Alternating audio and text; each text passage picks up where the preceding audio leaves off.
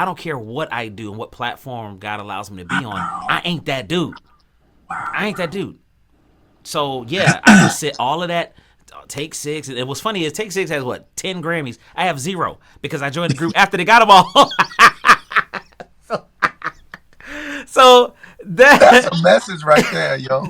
That's a message right there. That's a message right there. There's a message in that. I'm not that Like, dude. that's crazy. So That's whenever I find myself in those situations, my thing is like, hey man, just wear humility, please. Wear yeah, humility because yeah. anything, bro. I got friends. We got friends. You mess with, hey man, where's such and such? Man, dude had a stroke, bro, and it's over. Over and done with. Whole career. Yeah. Everything you've known to do is like, and God is just. He's righteous. He'll make ways, but I he'll I he's not taking our gifts from us. But there are some things he may allow to happen that could distort, change, or kind of bring us to our knees to where that gift is like, protection is wonderful from God. It's wonderful from God. And I believe we can get to a place sometimes, like you said, you try to be that guy. God is like, oh, you that guy without me? Is that what you're saying? Mm. Okay, let's see how much of a guy you are when my hand Woo. lifts. You got the gift. Gift is not the problem. It's the doors attached to God's hand that covers your gifts. It's the people you be attached to God's hand that's on you. It's all of these other things. And these other things shall be added. It's your ways of pleasing. All these other things are attached to God's hand. He rests it on you. And that's when stuff starts happening. You could try to gift by yourself. You could try to gift alone. That's not for me. I can't do it. I can't do it. I need everything that's attached to God's hand to rest on me, to allow me the doors, to allow me the meetings, to allow me the Grammys or whatever it is, man. And I ain't got a Stella. I ain't got a BET. What else is there? I ain't Why got you an go? acknowledgement award. I ain't got a City of Compton Do Right award. City of Compton do right. I ain't got a That Boy Good award. He all right. Bro, seriously. Have you ever walked into a space and people because of and we'll get to I want to get to how the whole journey with like New Breed and all the things, all those different stages and stuff like where were you before that, all that kind of stuff.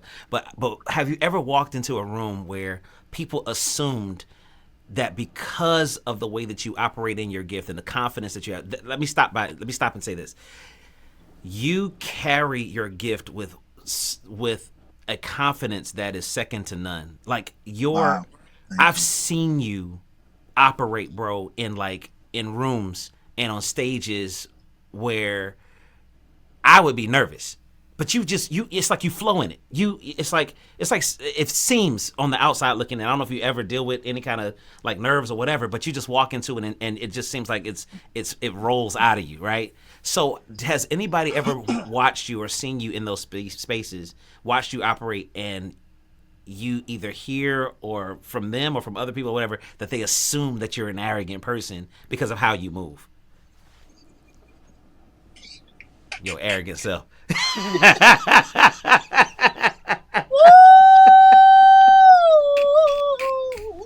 Back in the before, like a while ago, some years ago, yeah, people kind of thought, but I don't get that too much lately. I don't do anything to try to, whatever. But I'm glad you brought that up for me. And you said I'm not, or you'll be nervous, like, and I made a face because Christian, I am always nervous. I am always nervous. Matter of fact, I started when we do solos now, and as I sing "His Eyes on the Sparrow" before the Word of God, whatever the solo moment, Right. I put the microphone on the stand. I can't hold the microphone because you'll see my hand shake. I'm Now? nervous. Today at this present time, if I had I would. You'll see it. So what I started doing years ago, I'll put the microphone on the stand, put my hands in my pocket, breathe, blessed assurance, and I'll get my bearings and I'll try. And once I'm in it, And after about 2 minutes, I'll take the mic off and I'm going, whatever. I'm still nervous, but I'm moving so much to where you can't see my handshake. Now, if there's a moment where there are no microphone stands, I'm like, oh man, I got to hold this mic. Then I'll move so that you won't be able to tell that my hand is shaking. I'll put one hand in the pocket maybe, or one hand out. I'll have the microphone in my hand. And I'm like, I know my Redeemer lives. He lives. He lives in me. So you can't see all You that. can't see it. There are tricks to this trade. People tend to look at me and be like you said, man, that confidence. And I don't tell them a lot of times. It translates as swag. But I have to do something at the risk of it translating as swag, at the risk of it me seeming like I'm more confident, at the risk of people saying, oh, you think you got, I don't know what people are thinking, but I just knew I can't have the microphone shaking. Like, it's just not a good look. I don't know. I don't know. I'm not saying like you're not doing a good job because you're nervous or they can see you nervous, but I just didn't like the way it looked on me. So I had to find some way. And then at the same time, for me, I wanted whatever I'm singing to translate so well that people, if they saw my nervousness, they probably would think, does he mean it? Or Okay. what's going on? Got So it. I had to be like, I'm confident in these lyrics I'm singing. God is gonna bless you, whatever it is. Plus, I had to get over the nervousness, or while being nervous, I started to think, we've seen many TV shows where people be like, when you get nervous, picture the audience naked Right. Right. or in their underwear. That never I'm worked like, for me. weird.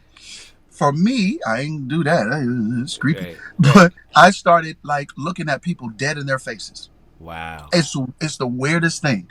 You got to get over. You ever have a conversation? And it's weird because even having conversations with people live, face to face, I rarely look at them in their face. I'll look at them and be like, yeah. I Yeah. see what you mean. Yeah. And I Right. look back at them like, yeah. Okay, cool. Yeah. And I look at them. But while I'm singing, God is going to do for you. Looking at them dead in their face. And I'll pause and I'm like, he's gone. And pretty soon, now this is what's crazy.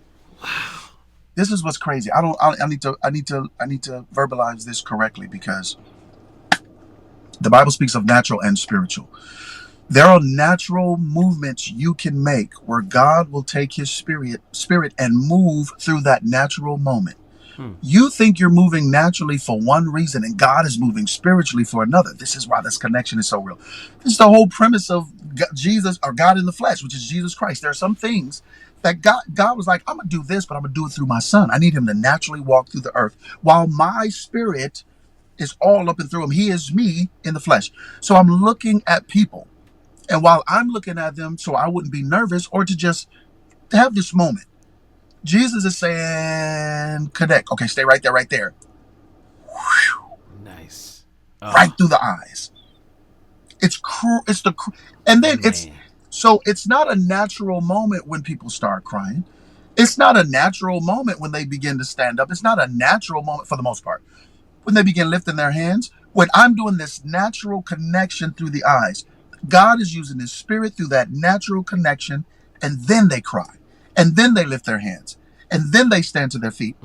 I don't take it as because I looked at him. I take it because God is using me in a moment, and his spirit is projecting through my eyes. So when I start singing to them, and I believe God is going to do it, I don't turn away. And then you see a tear fall. At that moment, either I stay or I look away. But at that moment, I feel like, God, you did what you had to do. Word. Turn to somebody else. And then this is, Christian, you know how this feels. And I'm speaking to a lot of people on your podcast, and they know how this feels. You finish ministry, you go out to the lobby, whatever, that person or those persons, either you connected with them or not, they come and they say, oh my gosh. Yes, sir. Yes, Thank sir. you. That moment and Christian, if I don't reach if I'm in a congregation of 500, if I'm singing to 2,000, if we're singing to 20,000, and one person comes to me and say, that moment, Yes, you sir. did this, God spoke to me. That's it. That's it. Word. In your nervousness, for me, in my nervousness. So God can use all of those things, bro. He can use all of those. You nervous? No problem.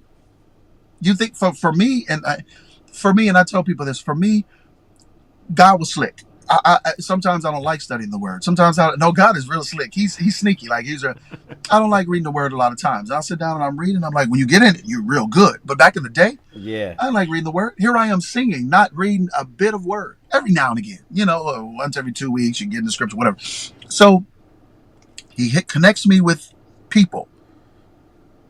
Andre Crouch, which is where my whole start came from. Really? Connects me with Andre Crouch. That's where, bro, I know I'm talking a lot. Can I tell my story? Tell your story. What? Nah. Hey! That's a story.